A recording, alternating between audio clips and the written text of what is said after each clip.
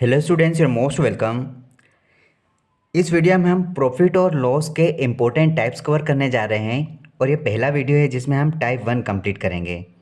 Type 1 के सारे questions हम कवर करेंगे और ये वीडियो आपका प्रॉफिट और लॉस से संबंधित इम्पोर्टेंट क्वेश्चंस का बेस रहेगा। अगर आप इस टॉपिक को कंप्लीट करना चाहते हैं तो पहले टाइप 1 को कंप्लीट कर लीजिए। इसमें आपको ये पता चल जाएगा कि किस प्रकार से प्रॉफिट, लॉस, लाभ और हानि की गणना की जाती है। यदि किसी वस्तु को 55 रुपये में खरीदी गई और 42.50 रुपये में बेच दी जाती है तो बताइए लाभ या हानि होगा।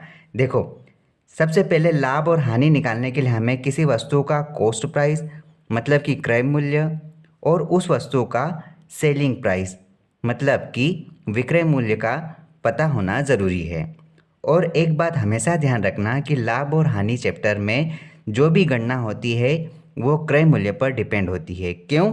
क्योंकि क्रय मूल्य की कीमत कभी भी बदलती नहीं है, हमेशा फिक्स रहता है। अब यहाँ पर क्वेश्चन में दिया है कि कोई वस्तु 55 रुपये में खरीदी गई, मतलब कि 55 रुपये उसका कॉस्ट प्राइस हुआ। कहा गया है कि वह वस्तु 42.50 रुपये में बेची जाती है। ठीक है। अब आप यहाँ पर देखो कि कोई वस्तु को 55 रुपये में खरीदा और 42.50 रुपये में बेचा, तो ज़्यादा में खरीदी और कम में बेच दी। अब आप ये पता लगाओ कि कम में तो बेची है लेकिन कितने रुपए का अंतर है। तो आप यहाँ घटाना पहले सीख लो कि दशमलव वाली संख्या को किस प्रकार से घटाया जाता है। आप 42.50 को 55 में घटाओ तो आप दशमलव के नीचे दशमलव लिखोगे और ऊपर कुछ भी संख्या नहीं है तो आप 0 0 लिख सकते हैं। आप घटा दो, 0 का 0 आएगा, 0 में से 5 नहीं जाएगा तो एक उधार लेगा। अगर किसी संख्या नीचे की ओर संख्या से उधार लेंगे तो वापस भी दिया जाता है और यदि ऊपर की संख्या से उधार लेंगे तो वापस नहीं दिया जाता। हम यहाँ पर ऊपर की संख्या से उधार लेंगे, 5 से एक उधार लिया तो ये बन जाएगा 10, 10 में से 5 जाएगा, बचेगा 5। अब देखो, ऊपर की संख्या से उधार लिया तो वापस नहीं होगा तो ये 5 का 4 हो गया। अब 4 में से 2 जाएंगे तो बचेगा यहाँ पर 2 और यहाँ पर 5 में से 4 जाएंगे तो बचेगा 1। अब यहाँ पर आप देखो कि कोई वस्तु ज़्यादा में खरीदी थी, कम में बेच दी तो उसको हानि होगा और हानि कितने रुपए का होगा? 12.50 रुपये की हानि होगी। आपका आंसर क्या है? हानि में होगा। तो लाभ वाला तो है नहीं, तो हानि में सिर्फ 2 है और हमारा आंसर है 12.50। Option 4 is correct answer. अगला क्वेश्चन देखते हैं। किताबों का सेट 1580 रुपये में बेचा गया। किताबों के सेट पर 240 रुपये का लाभ हुआ, तो किताबों का क्रय मूल्य क्या था?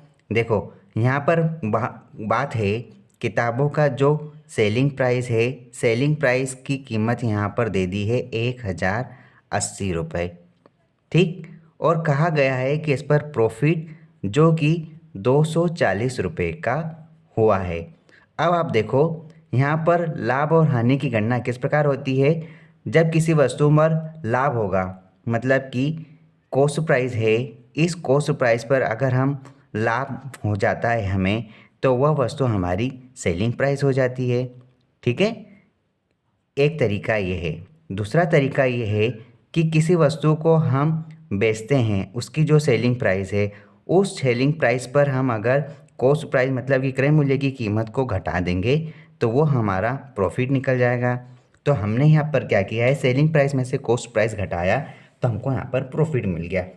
हमें क्या निकालना है? हमें यहाँ पर कॉस्ट प्राइस निकालना है।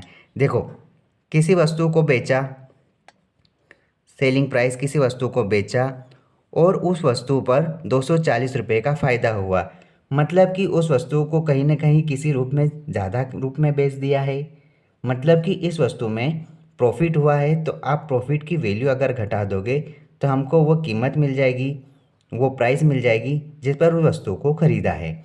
तो आप सेलिंग प्राइस 1580 में 240 घटा दोगे तो आपको यहाँ पर कॉस्ट प्राइस मिल जाएगी। अब आप घटा दो, 80 में से 40 जाएंगे तो बचेंगे कितने?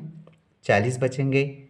यहाँ पर देखो 15 में से 2 जाएंगे तो यहाँ पर 13 बचेंगे। तो 1340 रुपये इसका कॉस्ट प्राइस हुआ है। ठीक है, 1340 रुपये इसका क्रय मूल्य हुआ है और इस वस्तु को 240 रुपये अधिक में बेचा, तब जाकर इसका सेलिंग प्राइस 1580 रुपये आए। ये आपके सारे बेसिक क्वेश्चंस है। पहले आप इन सारे बेसिक क्वेश्चंस को कंप्लीट करो। किसी वस्तु का क्रय मूल्य 8000 रुपये है, इसे कितने रुपए में बेचा जाए कि 240 रुपये का लाभ हो। देखो, किसी वस्तु का कॉस्ट प्राइस क्रय मूल्य दिया है 8000 रुपये और कहा गया है कि इस वस्तु को कौन सी कीमत पर, मतलब सेलिंग प्राइस क्या रखी जाए कि इस पर जो प्रॉफिट है 240 रुपये का है। ठीक है, हमें यहाँ पर सेलिंग प्राइस निकालना है। देखो, हम क्या करते हैं कि जो कॉस्ट प्राइस है, अगर उसमें फ़ायदा हो रहा है, मतलब कि जो कॉस्ट प्राइस है उसको किसी न किसी एक्स्ट्रा कीमत पर बेचा जा रहा है, हमने किसी प्रॉफिट पर बेचा, तब जाकर वो हमारा सेलिंग प्राइस कहलाएगा। ठीक है, तो हमें क्या करना है, इस 8000 में 240 रुपये को जोड़ना है, वही आपका सेलिंग प्राइस रहेगा। आप 240 को जोड़ोगे तो यहाँ पर कितना हो जाएगा, 8240 रुपये हुआ है। क्योंकि यहाँ पर बेचा जाए तो 240 का फ़ायदा, मतलब कि इसमें 240 और जुड़ गया, इतना फ़ायदा हुआ। आपका आंसर है 8240 रुपये। ऑप्शन सी आपका सही आंसर है। वस्तु पर 10 रुपये की हानि होती है जिसका क्रय मूल्य 27 रुपये है, तो विक्रय मूल्य ज्ञात कीजिए। देखो, हमको यहाँ पर लॉस दे दिया है। लॉस कितना है, यहाँ पर 10 रुपये का लॉस है और कहा है उस वस्तु का कॉस्ट प्राइस यहाँ पर 27 रुपये है। हमें यहाँ पर निकालना है कि यहाँ सेलिंग प्राइस क्या होगा। देखो, कोई भी वस्तु है जिसका कॉस्ट प्राइस जो भी हो सकता है, ठीक है, यहाँ 27 बोला है। जब इस वस्तु पर सेलिंग प्राइस की कीमत निकाली जाती है और यहाँ कहा है कि हानि हो रहा है, मतलब कि यह वस्तु अपनी एक्चुअल कीमत से कम में बिक रही है, तो आप इसमें जो भी हानि हुआ है उसको आप घटाओगे तो आपका सेलिंग प्राइस आ जाएगा। ये कॉमन सी बात है, हम इसको फार्मूला की तरह भी समझ सकते हैं। जब हमने 27 रुपये में 10 रुपये की हानि करवाई तो डेफिनेटली वह वैल्यू 17 रुपये हो गई, मतलब कि उसका सेलिंग प्राइस घटकर 17 रुपये हो गया है। इस प्रकार हमारा आंसर है ऑप्शन है 17 रुपये इज़ करेक्ट आंसर। ये आपका सेलिंग प्राइस है। ठीक है, यदि साइकिल को 227 रुपये हानि के साथ 2725 रुपये में बेचा गया तो बताइए साइकिल का क्रय मूल्य क्या था। देखो, हमें उस साइकिल का हानि दे दिया है, कितना है, 227 रुपये हानि है और कहा है कि उस साइकिल का जो सेलिंग प्राइस है, सेलिंग प्राइस यहाँ पर 2725 रुपये है। तो हमें उस साइकिल का कॉस्ट प्राइस निकालना है। देखो, कहा यह गया है कि अगर कोई भी वस्तु है उसकी जो एक्चुअल कीमत है उस कीमत पर घाटा हुआ है, तभी जाकर वो सेलिंग प्राइस बनी है। तो यहाँ पर आप कॉस्ट प्राइस में लॉस को माइनस करोगे तब जाकर आपकी सेलिंग प्राइस आती। अगर प्रॉफिट कहते तो हम कॉस्ट प्राइस में फ़ायदा जोड़ देते, जो एक्स्ट्रा फ़ायदा हुआ है, तब जाकर सेलिंग प्राइस आती। लेकिन यहाँ पर हानि हुआ है तो हानि हमेशा क्रय मूल्य पर और विक्रय मूल्य के हिसाब से क्रय मूल्य पर ही डिपेंड रहता है।